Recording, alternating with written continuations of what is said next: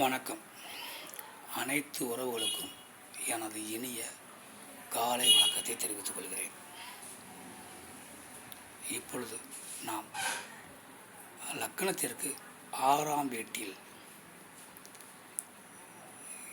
கிரகங்கள் அமர்ந்தால் என்ன பலன், 9 நவக்கிரகங்களில் எந்த கிரகம் அந்த 6ஆம் வீட்டில் அமர்ந்தால் என்ன பலன் என்பதை பற்றி இப்போது நாம் பார்ப்போம்.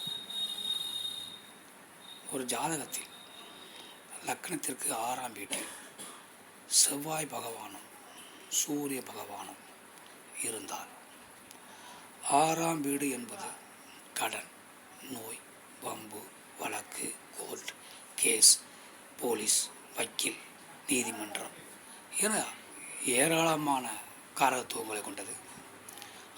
அதில்தான் வேலை வாய்ப்பு என்ற ஒரு காரகத்துவமும் இருக்கிறது.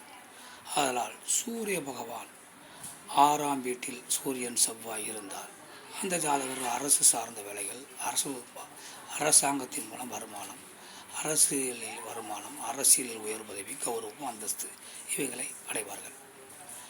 அதே சந்திர பகவான் 6ஆம் வீட்டில் இருந்தால்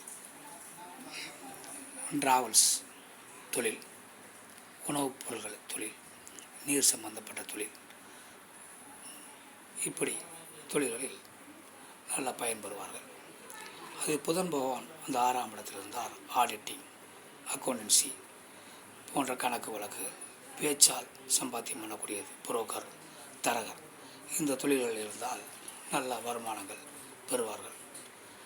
அதே இது சுக்கிர பகவான் 6ஆம் வீட்டில் இருந்தால் நகைக்கடை, அணிகலன்கள் தொழில்கள் இவைகள் செய்தால், கலைத்துறை, அழகு பொருள்கள் இவைகள் தொழில்களில் சிறப்பு பெறுவார்கள்.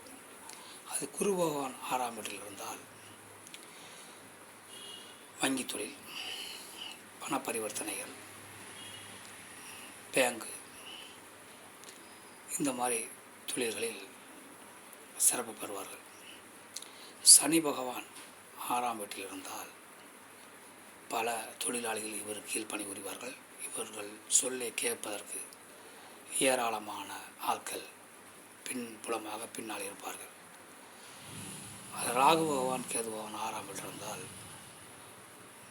தொழில்களில் முன்னேற்றம் அடைவார்கள். அவர்கள் செய்யக்கூடிய தொழில்களில் முன்னேற்றம் அடைவார்கள்.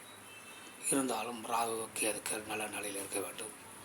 ராகு கேதுக்களுக்கு வீடு கொடுத்தோம் நல்ல நிலையில் இருக்க வேண்டும். அப்படி இருந்தால் நல்ல பலன்கள் கிடைக்கும். நாம் மற்றவற்றை அடுத்த வீடியோ காண்போம். நன்றி, வணக்கம்.